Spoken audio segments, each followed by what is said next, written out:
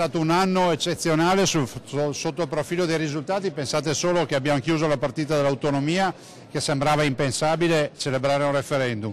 Abbiamo chiuso la partita della Pedemontana, abbiamo affrontato di petto e con piglio la partita dei FAS, siamo sul pezzo con l'ospedale di Padova, addirittura con questo regalo ai Veneti prima di Natale e molto altro ancora. Mi piace ad esempio ricordare che abbiamo venduto 16 milioni e mezzo di immobili, quindi per un controvalore di 16 milioni e mezzo.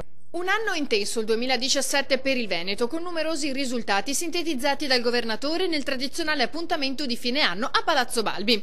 Zaia ha esordito ricordando i giovani veneti che non ci sono più, la coppia morta nell'incendio a Londra e il ragazzo ucciso nell'attentato di Barcellona. L'autonomia, altro grande obiettivo, ma soprattutto un 2018 di ripresa.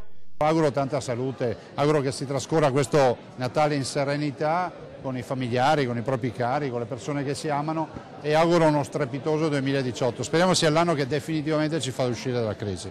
Zaia ha concluso il suo discorso lasciando spazio alle simpatiche note musicali suonate da giovani ragazzi. Molto spesso non si parla di questi ragazzi, no? Si vuole dare uno spaccato dei nostri ragazzi che è diverso. Io ho voluto dare a loro questa vetrina. Date a voi adesso modo di far comunicare e di presentarli al Veneto intero.